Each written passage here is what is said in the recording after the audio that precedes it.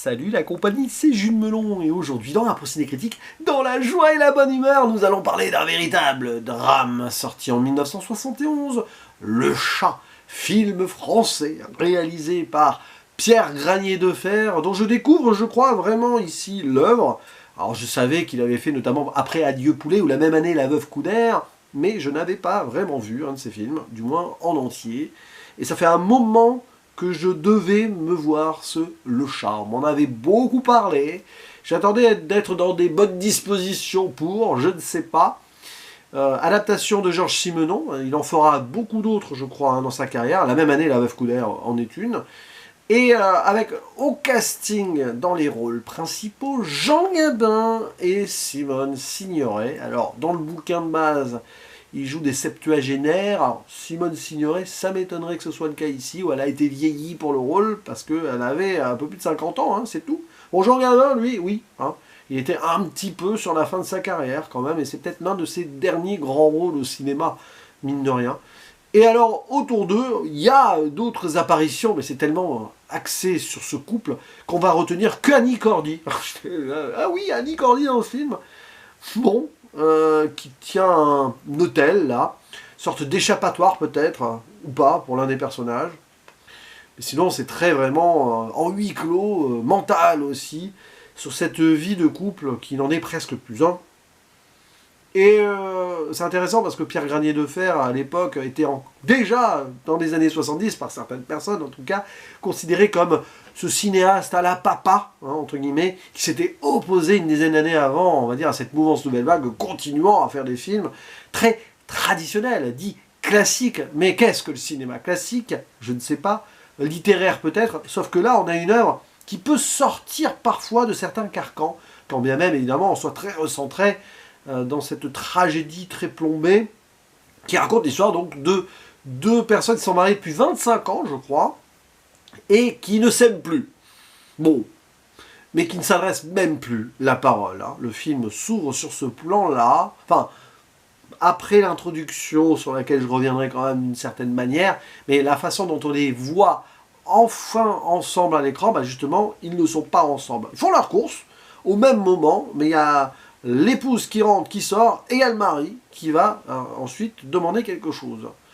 Et ils se suivent dans la rue. Ils ne marchent plus côte à côte. Pourtant, ils vivent encore dans cette même maison, qui est située dans un quartier que je connais bien d'ailleurs, hein, vers Courbevoie, qui est en train à l'époque de devenir une autre forme de ville, moderne, un quartier, hein, voilà, la défense, tout ça.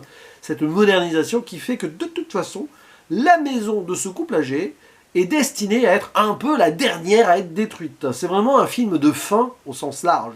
Donc, évidemment, le film s'ouvre d'ailleurs sur ces destructions en cours, ces chantiers et tout, comme si c'était des tranchées que l'on creusait là, sauf que la guerre de tranchées, elle est dans cette maison qui résiste encore, et eux, ils résistent encore, bien que l'amour ne soit plus là, dans une sombre histoire vraiment déprimante. Hein, ça, il faut le dire.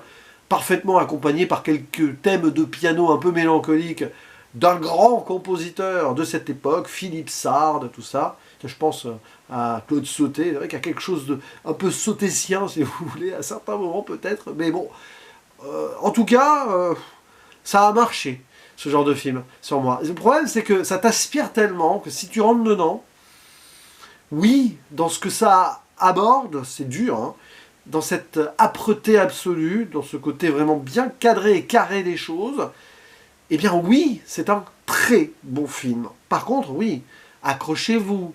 Ne regardez pas cela si vous êtes sur une forme de déprime, sur une certaine fin de cycle. Voilà, je reste un petit peu vague peut-être dans ce qu'on pourrait ressentir. En plus, moi je l'ai vu en fin de semaine, épuisé. Mais clairement, les émotions, elles étaient là. Mais c'est une émotion que tu ressens de façon assez vide. C'est pas, tu ne peux pas pleurer devant un film comme ça, en fait. Parce que, tu vois, c'est le film qui te montre que le rien est possible, même quand c'est encore là. Le vide d'amour. Quand bien même, on peut toujours théoriser des choses. Est-ce que cette haine, à un moment que l'on ressent entre les deux, n'est pas encore une forme de cet amour qui ne serait plus là, mais qui est encore là, d'une certaine manière. Mais il y a aussi une forme d'indifférence qui va revenir à la haine, parce qu'il y a l'histoire du chat. Voilà. Le chat qui est récupéré à un moment, hein, le greffier hein, du paternel, du patriarche, parce qu'ils n'ont pas eu d'enfant, qui va rendre encore plus jalouse l'épouse. Alors oui, attention, c'est un film qui est sur des carcans où le personnage féminin est quand même montré de façon plus négative là-dedans hein, que le personnage masculin. Ça fait vieux jeu, c'est très vieux jeu, mais bon, voilà. Et déjà, j'ai envie de souligner la grande performance du duo Gabin-Signoret. Il y a un moment, une dispute là dans les escaliers à cave, là. Ouah, là ils sont à fond. Hein. Ils sont à fond, pourtant c'est pas des actrices-acteurs, enfin actrices-acteurs là, qu'on aurait imaginé dans la même trajectoire de vie à l'écran. Gabin et Signoret ont joué plusieurs fois pour Granier de Fer, d'ailleurs qui sortait de La Horse, qui était un bon succès, avec le co-scénariste du film aussi, qui était là, un certain Pierre Jardin, qui s'occupe des dialogues. Pas là Audiard, c'est autre chose. Pierre Jardin, c'est le père d'Alexandre, hein, je crois, d'ailleurs.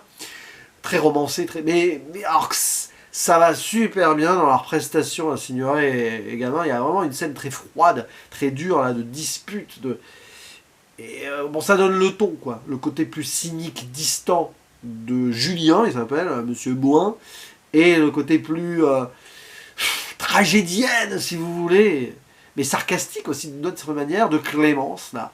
Mais on peut comprendre, pour le coup, et le film nous le dit. Elle a vécu un accident de cirque, et depuis, elle a dû arrêter, elle a laissé ses rêves derrière. Mais tous ses rêves, là, se sont évaporés. Tandis que Julien, lui, c'est un ancien ouvrier qui continue...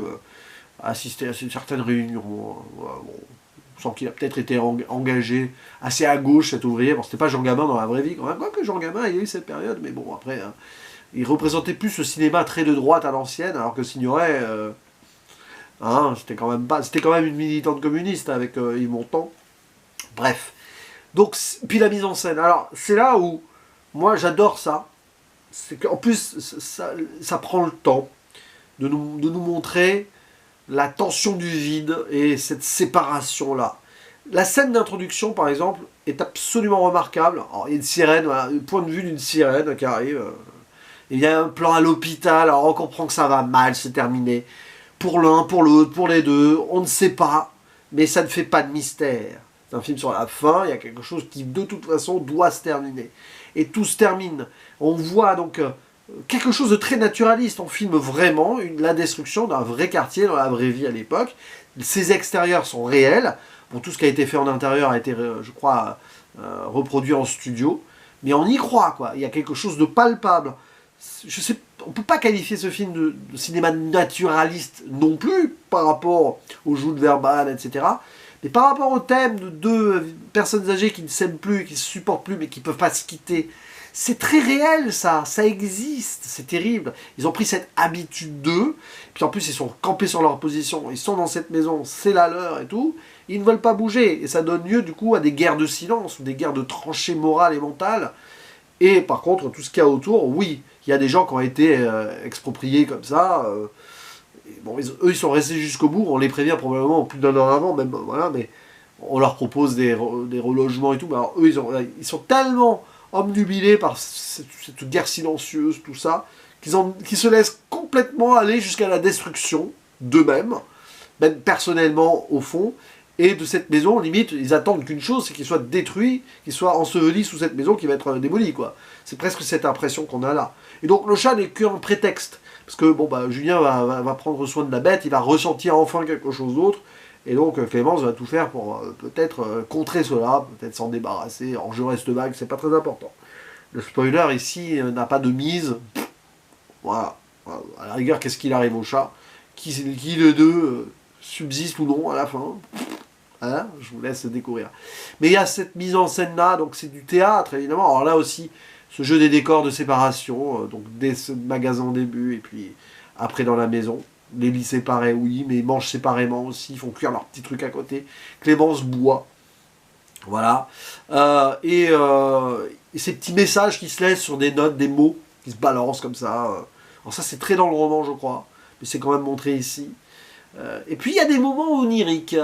Ça, c'est... Voilà, on parlait de cinéma classique et tout. Alors le thème, tout ça, là, cette radicalité frontale, presque naturaliste de certains points. Est-ce que c'était vraiment du cinéma traditionnel et classique? Je ne sais pas. Moi. Je vous laisse répondre à ceci en commentaire si vous voulez. On s'en fiche un peu, de toute façon, c'est un film à prendre, là, comme ça.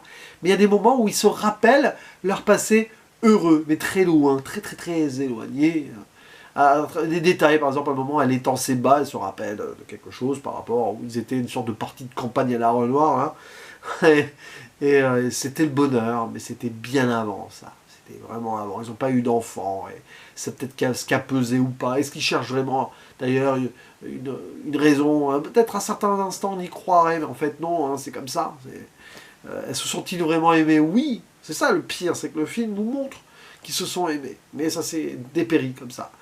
Et après, bah voilà, et le chat. Ah, le chat. Ça peut être dur par moment quand même, hein, forcément. Mais bon. En tout cas, le chat, voilà. Le chat, le film. Enfin, je parlais du chat, là, de l'animal, mais le chat, du coup, le film, c'est très intéressant. Bon, le bouquin, mais que le film aussi s'appelle comme ça.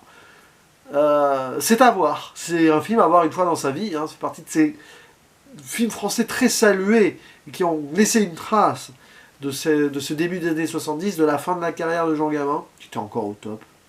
Et on voit l'amertume aussi lui-même de sa propre vie. Enfin, il met beaucoup de lui. Simone Signoret, on voit qu'elle joue plus.